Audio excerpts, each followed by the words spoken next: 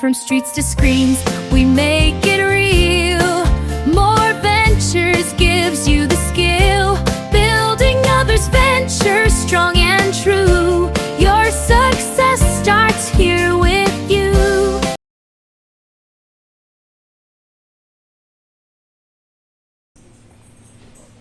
Hi, I'm Michelle Bayana Trillana, and we are on the second episode of Building Others Ventures here at our store at More Ventures in Bay, Laguna.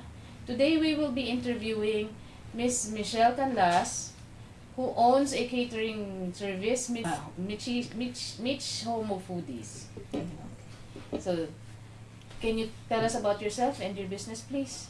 Ayan, ako nga po pala si Michelle Canla. So, ako po yung owner ng Michomo Foodies. So, ang mga products po namin dito is yung mga food trays, mga bilao packages, mga customized cakes. Tapos, nag-ano na rin po ako ng mga customized bouquet. Yan, mga money bouquet, mga ganun.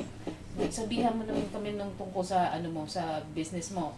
I mean, ano yung mga occasions na you can cater to, tapos how many days before para mag-order. Ayan, nagtatanggap naman po kami ng mga rush orders. So, anytime naman po, any event, ayan, you can call us po. So, paano pag big event? Have you had a big event? Wala pa po kami talaga nung catering talaga na parang whole package po. Pero yung mga food trays po, yun lang po yung in-offer po namin as of now. Meron kang specific na menu?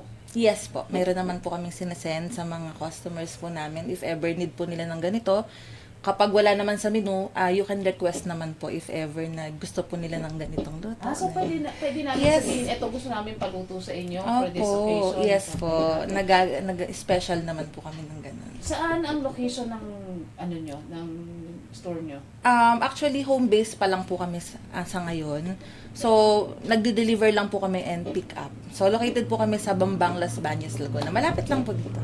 So kayo mismo nagde-deliver? Yes po, ako po mismo. May minimum kayo sa delivery? Like, kailangan ganito karami ang i-order mo? Hindi naman po. Wala naman pong minimum as long as may delivery fee lang po. Kasi ako din nang nagde-deliver. Ilang oras? What time kayo nag-uumpisa sa morning na pwede mag-order na? Usually 7 Pero may mga customer po kasi kami na nagre-request ng, Ma'am, okay lang ba mga 5 a.m.? Sabi ko, okay lang. Kasi ako din naman na nagluto, ako din nagde-deliver. So, kumbaga, parang hawak ko naman yung oras ko. So, kung kailan kailangan ng customer. So, doon ako nakaka-build din ng mga maraming customers kasi, kumbaga, yung mga request nila na pagbibigyan ko din. How did you start with it? I mean, anong biglang pumasok sa isip mo na, okay, ito gusto kong pasukin na negosyo? Actually, unexpected Kasi actually, graduate ako ng HRM, pero ako yung tipo na ayoko magluluto. Kasi nga, sabi ko, parang ang forte ko kasi, gusto ko yung makikipag-socialize ako sa mga tao. Saan ka nag-graduate? Dito lang? Dito po sa LSP lang po. So, during pandemic, nag-work ako as a supervisor sa isang Japanese resto. At the same time, nag-aaral ako, graduating. So, nung di ba, nag-pandemic. So, parang, anong gagawin ko dito, ganyan. So, natigil ang trabaho. So, yung school natapos din, ganyan. So, nasa bahay lang. So, nakakatuwa lang kasi parang unexpected talaga tong business na to. Kasi parang, maipon kasi akong tao. Yung parang mahilig akong magsabi, ganyan. So, syempre, nag-pandemic. So, tumigil yung operation. So, wala kami lahat trabaho sa bahay. So, akala ko, maglalas lang yung pandemic ng siguro mga 1 month, 2 months kasi hindi naman po natin expected na taon pala yon. So, siguro mga March nag-start yung pandemic po, di ba? March, April. Sabi ko, parang nauubos na yata yung ipon ko. Ganon. Okay. Siyempre, wala naman kaming income lahat dahil pandemic nga po, bawal lumabas, ganyan. So, yung ipon ko, siya yung naging namin sa pang-araw-araw, yung naging sources namin. So, nung nauubos na siya, sabi ko, Lord, parang nauubos na yata, parang hindi pa yata matatapos ang pandemic, ganun. So, parang binigyan lang ako ni Lord ng wisdom sa parang, Lord, ano kayang pwede kong maging source of income ngayon na parang mukhang yung pinagtatrabahuhan ko mukhang magsasara na talaga. So, paano kami? Parang ganon. So, nag-try lang akong manood. Nag-enroll ako sa YouTube University. Yan, sa YouTube lang po. Nanood lang po ako ng mga pwede kong, nag-type lang ako ng parang pwede kong ibenta for that time. So, nag-try ako ng cordon bleu. So, yun po yung pinakauna kong parang in-experiment. So, bumili ako ng ingredients, bumili ako ng ganyan. Tapos, pinatikim ko sa kanila, okay na ba? O hindi pa. Sa pangalawang try, ayun, nag-go na. Nagustuhan na nila. Yes po. Yun po yung pinakang ano namin. Kaya kami nag-start. So, parang unexpected lang talaga siya na talagang nag-pandemic kasi so wala kaming sources ng pagkukuhanan talaga. So, yun yung naisip ko. But you really know how to cook. As in, marunong ka na talaga Yes before po. pa. Mahilig po talaga akong magluto. Pero kasi yung ayokong profession is ayokong maging chef or cook. Kasi nga, ayoko na dadarang sa sa apoy. Kasi sabi ko nakaka-haggard yun. Gusto ko yung nakikipag-socialize ako, ko sa mga tao, yung mga gano'n. Yun po talaga yung gusto ko. Pero eto. Okay. So, yung name mo ng business, saan nanggaling yun? Ikaw lang nag-isip? Somebody Opo, suggested it to yun. you? Kasi since yun nga, pandemic siya nangyari. So parang bawal lumabas. So yung mga luto namin talaga, parang talaga siya, puro home base. So sabi ko, sige, home of foodies na lang. So dinagdagan ko lang yung sa pangalan ko na Mitch, tapos idinuktong ko lang siya. So yung packaging mo, ikaw lang rin na nag-isip ng packaging? Yes po, lahat. Lahat actually. Ako lang po lahat ng Can you show us kung ano yung Oh, yung may dala kasi siya na mga sample ng luto niya. So you can show it to our audience. Ayan, ito yung pinaka-best seller po namin na food. Buksan mo na lang so they can see. Ayan. So, ito po yung aming pinagmamalaki na buffalo wings. Ayan, ito po yung pinaka-best seller po talaga sa lahat. Anong Tsaka flavor po, niya? buffalo po, medyo spicy siya. Pero ang twist kasi dito kapag nilagyan siya ng sauce, so mawawala yung spicy niya, na pwede rin siya sa mga bata. Ayan. I-enjoy din siya ng mga bata. Okay. Ayan. At the same time, syempre ito rin yung isa pa sa mga bestseller din namin. Ayan, itong cordon bleu namin. Ayan, isa sa mga pinagmamalaki din talaga namin. Itong combo na to, itong combo ng wings at yung cordon, ito yung mga namin. So yan yung bestseller. una mong tinry na lutuin? Yung cordon bleu? Opo. Cordon bleu talaga siya. So hanggang sa nag-start lang ako mag-start, na ganito, tab lang. Tapos nung nakita ko na yung market ko ay lumalaki na parang, meron ba kayong bilao nito? Doon po ako nag-start mag-isip ng mga iba pang menu na kaya kong lutuin lang. So yung unang-una kong talagang ginawa is yung itong cordon bleu, tapos mga rellenong bangus at saka itong wings. Ayan. So sino yung unang customer mo? Mga network sa church. Ayan. Tapos Okay, yung mga business. tapos nag-start akong online, parang order kayo ng tab ganyan hanggang sa nakakapag-meet up na ako sa ganito. Meet up ako sa ganito, mga ganyan. So naumpisahan mo yun just because of a tab? Isang tab lang na ganyan? Yes ng po, cordon bleu. dito po talaga ako nag-start sa How much cordon did bleu. you offer it before? 200. Yung isang tab na yan? Yes of po. cordon bleu. Ito na po yan. Ganito But siya. that's good for how many people? Siguro mga 2 to 4. Diba? 2 to 4. Good for 2 to 4. If that price is still the same hanggang ngayon? No po. Siyempre, 280 na siya ngayon dahil nagmamark din po tayo sa... But that started in 2020, 2020. right? So it's been 5 years. So okay lang. Kahit ganun yung price na. Because Yes that's a little po. pricey sa iba. Cordon bleu Yes, is a and little also, po yan, siyempre, mga quality ingredients po ginagamit ko. pricey. Oo nga. So sige. Anong bali role mo sa negosyo?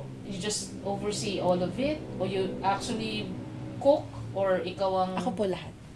Ikaw lahat? Simula sa admin, Uh-huh. kasi market naman po, may katulong naman po ako dyan. And then, sa production, kasi po, mas sinasecured ko po kasi talaga yung quality. So, kahit yung family ko, katulong ko sila sa production ng business.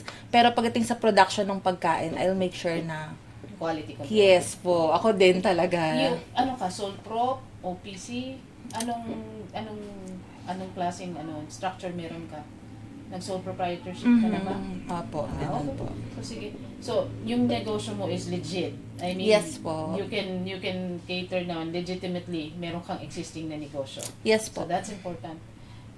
So ano yung dinaanan mo doon sa unang year mo that made you go on, and what made you like kinda doubt na ito ba talaga yung para sa akin, or ano yung experiences mo noon na gano'n, na the highs mo and the lows?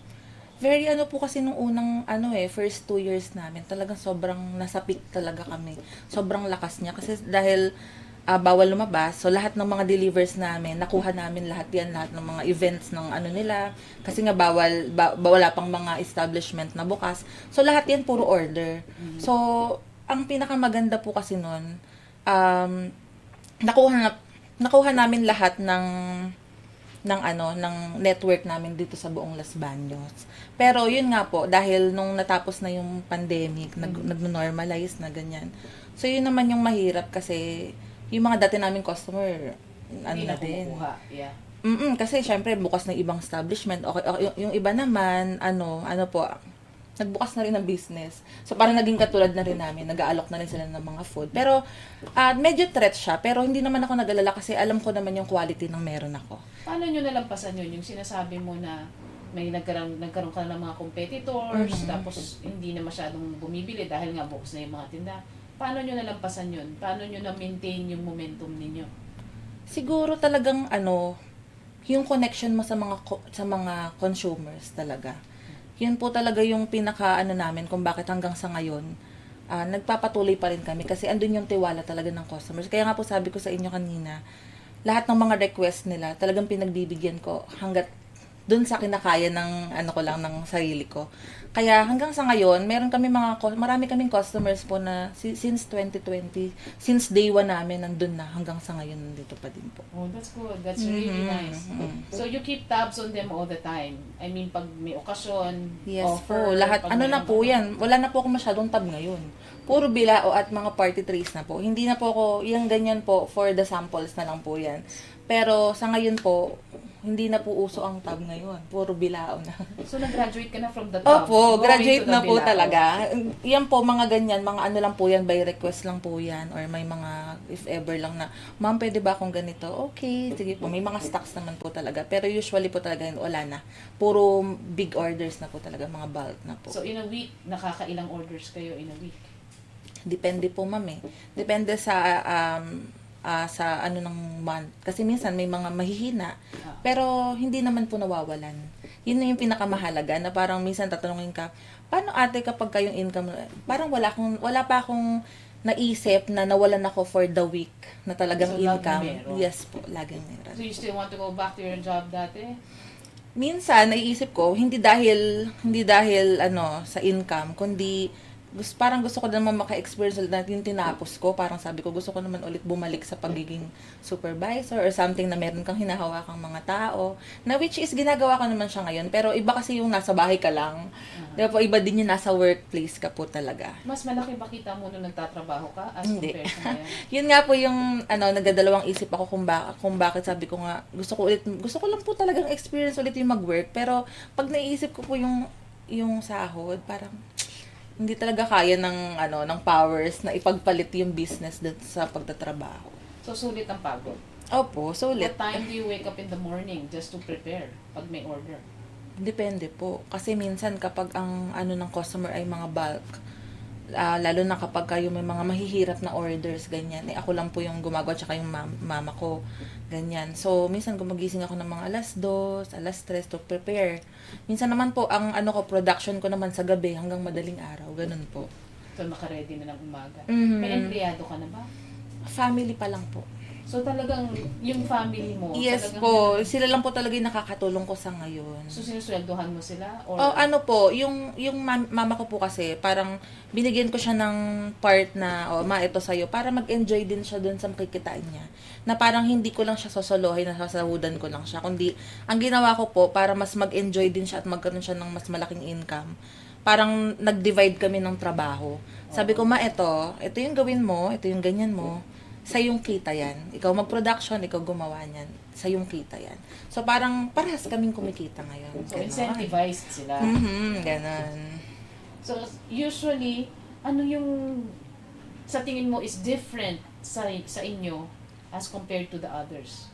Kung ako yung customer, how will I say na mas gusto ko sa inyo kasi you have this secret sauce na o secret ingredient that you have that the others don't? Siguro What would yung you say that would be? consistency and quality. Siguro ganun.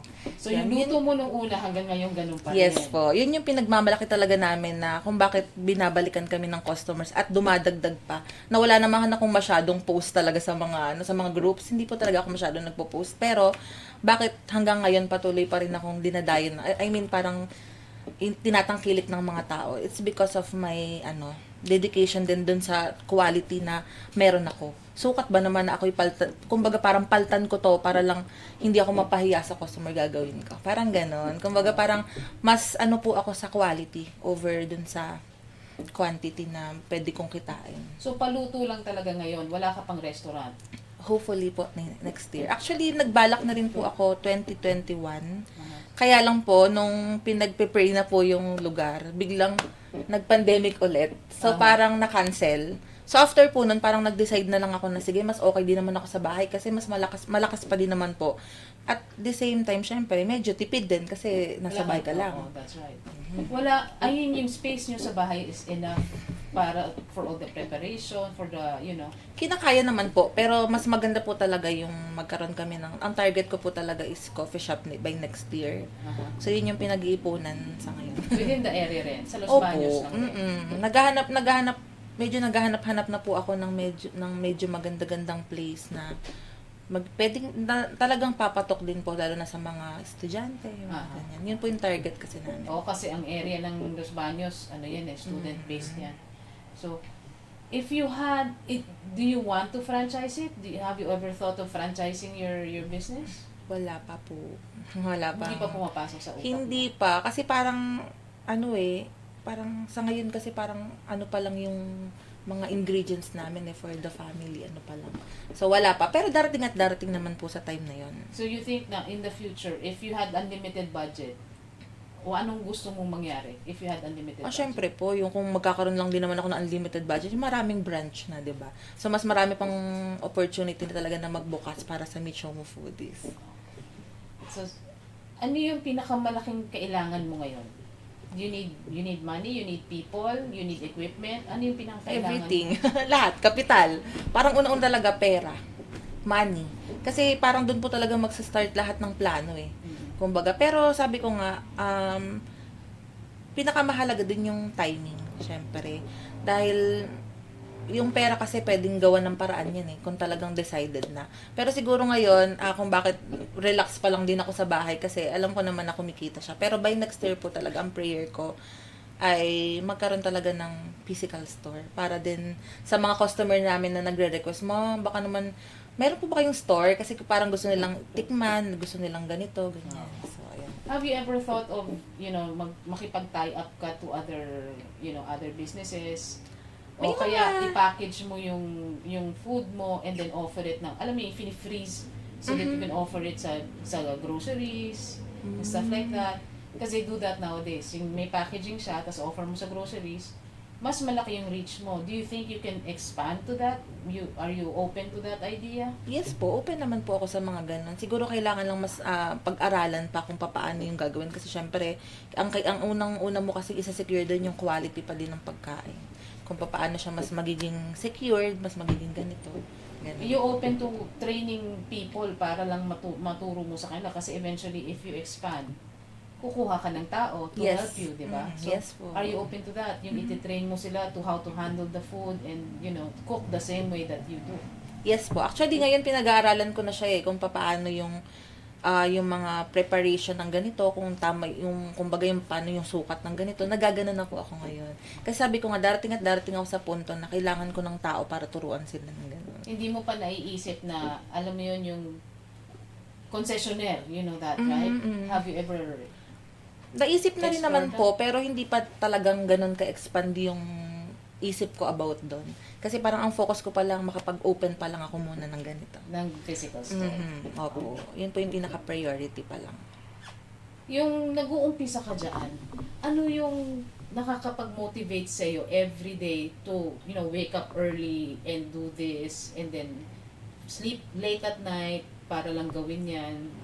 Ano yung motivate, besides money, ano yung nakakapag-motivate sa'yo na, sige, tuloy ko to, every day I will do this? Siguro talagang passion din. Minahal ko na rin talaga yung pagluluto kasi sabi ko nga, di ba po, parang ayoko ng ganun noon. Pero nung nag-start na ako mag-business, tapos nakikita ko yung sinasabi ng mga tao, yung feedback ba. Pagka nakakarinig ako na ang sarap ng ganito mo, magkano yung ganyan mo, order ako ng ganito. So parang everyday, parang mas nagiging excited ka na nagawin yung bagay na yun kasi alam mo na hindi lang ikaw, hindi lang yung family mo yung sumusuporta sa iyo ngayon, kundi mas lumalawak na siya na kahit hindi mo kakilala, talagang tinatangkilik yung product mo. Parang Gumagamit ka ba ng apps para makapag-order sila online? yes po. Meron po kami mga Facebook, WhatsApp number, mga ganun po. Then, So they can order online? from yes you? po. May page naman po talaga na nandun po lahat ng mga post, nandun lahat ng mga details po ng mga orders namin. Nakapag-party ka na? I mean, cater ka na to a big party. What is the biggest na dami ng tao na pakainin niyo? Ano po parang ang order nun ay per packs naman siya. Parang bento meals. Aha. Yun po, yung mga ganon. Nasa 150 packs po na order. Ay, 150 to 200 packs, mga ganon po. Bukod dun sa mga party trays na in-order nila, nag-offer din po kami ng mga bento meals, lalo na sa mga students, sa mga ibang church na gusto nila parang hindi na buffet style, parang pagka dinistribute mo yung food mo ay madali na kasi naka-prepare na siya. So, ganun po. Meron kang naisip na packaging para sa ano mo? Like, kunyari, pag may nag-order sa inyo ng katulad yan, yung nakabento pa, meron ka ng nakaayos na packaging, yung may seal na may pangalan mo? Yes and po. stuff like that? Actually, marami din pong makikita sa page na mga pictures na in-upload ako na nag-cater po ako ng mga ganun kadami. If I may ask, yung nag-umpisa ka, yung pinakaunang nabenta mo, how much was it? So, kasi mga tab lang po yun mga noon ko. Yeah, yung talaga. pinakaunang pumasok na pera sa'yo, how much was it? Siguro nasa less than 500. Kasi tab pa lang siya. Oo. Sa first, ko din, sa parang first week nang nagtataba ko, parang mga 500 to 1K, ganyan. Yun na yun, na. Pero ngayon, syempre, iba na ang Umaabot labanan. ka na ng 10. Umaabot ka na more than 10 Yes sa po. isang order. Mm-hmm. So, you like it better ngayon or nung panahon ng pandemic na lahat ng tao nasa bahay, they can't go out? Anong mas maganda ang negosyo? Noong panahon ng naka-pandemic, kasi food yan eh. So, nung panahon ng pandemic, mas malakas ka ba noon kaysa ngayon? Or baliktad? Parang parang even lang din naman. Pero masasabi ko kasi noon, talagang halos araw-araw, tsaka mas mura pa kasi. Iba na kasi ngayon, parang mas nagmahal na siya at the same time. Yung mga tao din talaga yung lumalapit na So, sa akin. you ngayon. get your supplies by yourself? Ikaw ang pumupunta sa palengke? Ikaw Yes po, para sa Lahat mga ng- fresh ingredients naman. Pero may mga suppliers din po ako na katulad ng mga kinukuhanan ko ng mga bilao, mga party, trays, ganyan. Pero food, ikaw ang mismo pumupunta Yes sa po. palengke? Ganun. Okay. So, saan ka makikita sa mga online profiles mo? Yes po, meron po kaming page sa FB, sa Facebook po. Okay, and paano pwede magbayad sa'yo? Pwede magbayad ng Through GCash and bank transfer po, pwede naman. you have already yung pang credit card?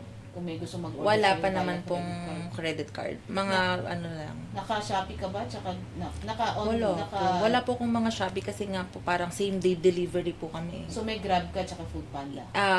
Nag-aano rin po minsan, kaya lang marami na po akong experience na hindi maganda yung deliver, late yung deliver. Oo. So sa ngayon po ang nagde-deliver yung ako, tsaka po yung asawa ng kapatid ko. You ride a motorcycle, right? Mm. Ikaw rin ang nagdi-deliver. Opo. Pag mga mauunti po ha. Pero Yeah. pagka yung talagang hindi na kaya, sasakyan naman po dun sa kapatid ko. Ayan, sila po yung nag-deliver kapag talagang hindi carry ng motor. So family affair talaga, no? Family po. Talagang Kumukuha hindi kami siya- ng ibang extra kapag, kamag-anak pa din. Oo. Parang for ganito. Lalo na po ngayon, mga talagang maraming Oo, orders. ngayong Christmas, marami talaga. Yes, kaya yun po. Okay. So, kung merong, kunyari, kung during the time na nag-umpisa ka, merong nagsabi sa'yo, magsosyo tayo, would you? Yes po, actually may mga nag-offer na rin sa akin before na parang makikipag-tie up sila sa akin, kunin nila ako sa cake, tapos sila nagki-cater din. May mga ganun po kasi hindi lang naman po kasi food trees at bilao yung ino-offer ko, kundi nagki-cake din po ako. So, mga customized cakes, ganyan. So, minsan may mga nakikipag-tie up sa akin, ma'am, pwede ba ikaw mag-supply sa akin ng ganitong cake, ganyan. Okay naman po. Really, open naman po ako for that. I was thinking about yung partner or something like that, yung mag-i-invest sa'yo. Mag-i-invest. Oo, kasi we are planning to get to help yung mga negosyante dito sa Laguna. Na actually, hindi lang sa Laguna, kung kakayanin surrounding areas pa. So, would you be open to that? Kunyari, i-offer namin sa capitalist yung negosyo nyo, tapos para makapag-inject sila sa inyo ng new capital para matulungan kayo mag-grow, would you be open to that? Yes po. In exchange for something, kasi syempre hindi ko naman alam kung anong hinihiling nila sa'yo. Diba? Open po ako for that opportunity. Okay. Are you aware na yung sole proprietorship mo ends with you? So, are you aware of the OPC, yung one-person corporation? Yes po. Ba't hindi mo try maging one-person corporation rather than sole pro? Kasi parang mas okay ako na parang mas mahirap po kasi pag marami. Ay, kasi ang kala mo ang corporation, marami kayo doon. Oo, Okay, ganon. explain ko lang sa'yo. Para lang aware ka ha. Kasi this is what we do. We help with startups. Considered kasing startup kayo, kasi maliit pa lang so Yes. considered kayo startup. Merong tayong structure ngayon na OPC, which is one-person corporation. Yung one-person corporation na yan, you can start your business na ikaw lang mag-isa, para kang sole prop. Pero protektado ka ng korporasyon. Okay. So, ibig sabihin, if anything happens, wag naman sana, if anything happens, tuloy-tuloy yung negosyo mo. Kasi pag sole prop ka, pag incapable End na of siya. continuing ka, yung name ng negosyo mo, you cannot pass it on. The whole business, you cannot pass it on to anyone else. They have to start their own business. So, yung goodwill na build mo all these years sa pangalan ng negosyo mo, you can't pass it on to someone else. It stops with you. So, kami, ini-encourage namin yung mga startups na mag-OPC. Kasi yung pareho lang rin naman ang proseso pareho lang rin. Since magja-January na, alam mo na, renewal ng mga permit. Yes. So, if ang habol nyo yung long term, mas maganda mag-OPC ka kasi kahit paano, protektado ka ng corporation. If ever mahinto yun, meron kang tinatawag na nominee. Yung nominee, yung parang automatically siya yung magte-take over if anything happens naman. So, tuloy-tuloy yung negosyo mo. So, yung mga customers mo, suppliers mo, continuous yun. At least at the same time, protektado ka. Kasi under ka ng corporation. Plus, it is more attractive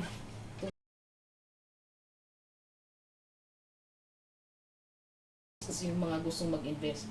Mas attractive yun sa kanila kasi mas sila pag korporasyon. Kasi pag sole prop, alam nila, if anything happens, tapos na yung investment nila. They cannot go on with it. Hindi nila mapapatuloy yun ng dire-diretso. So, yun ay lang namin sa inyo. Do you have an accountant? Wala pa naman po. Okay. So, kami suggestion din namin sa inyo, you get one kasi sayang yung mga pwede mong matipid.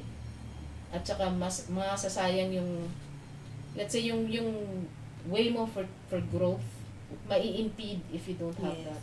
Yeah, so you need one. Siguro by by next year na planning na rin talaga na pag nagkaroon kami ng physical store, lahat yan ay aasikasuhin talaga. Yeah. So, yun. Yeah. So,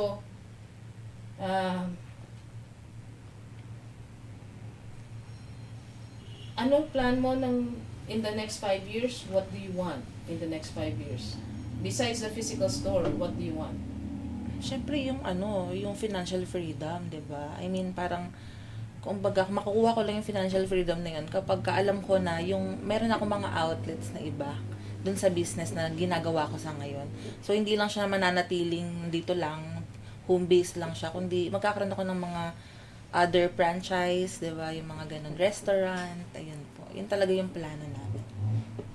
That's within 5 years. Yes. 5 You think you years. can reach it within 5 years?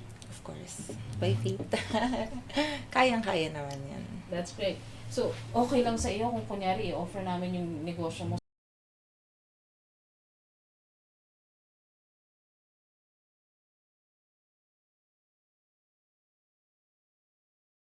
i-post ka namin sa website namin. Yes, of course. Pwede And naman. then, i-promote ka namin. That's okay with you. Yes po. Kaya rin naman ako nag-go din sa opportunity na to kasi gusto ko din na mas lumaki yung Oo. network talaga ng Would you business. mind if we get a list of your products, tapos ipopost namin, and then we can also sell it online? Okay lang din ba yun sa'yo? Pwede naman po. Yes. Kasi may ordering system kasi kami. Mhm. So, is that okay with you? Yes. Makakapag-ano kami sa inyo?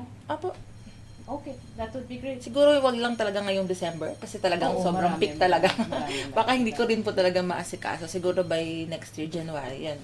Sa tingin mong gusto magtayo ng food business, would you encourage them to continue starting a food business or Oo naman. Kasi talagang ang necessity talaga ng tao yun. Kahit anong mangyari, food is life talaga. Oo. 'Di ba? Bilang ako, food is life ako eh. So talagang kahit anong mangyari, talagang ang pagkain nandyan yan. So sa mga katulad ko din talaga na gustong mag-start ng business na ganito, i-go nyo yan, i-push nyo yan. Kasi talagang necessity yan ng mga tao kahit anong mangyari. so? Thank you very much, Michelle. Mhm. Magkapareho Thank you pa po. kami pangalan. Thank you very much. Kato It was kayo. nice talking to you. Thank you po. Salamat po. I hope your business grows until makuha mo yung goals mo within the next 5 years. Yes po. I hope for the best for you. Thank you Thank very you so much. much. Thank you po.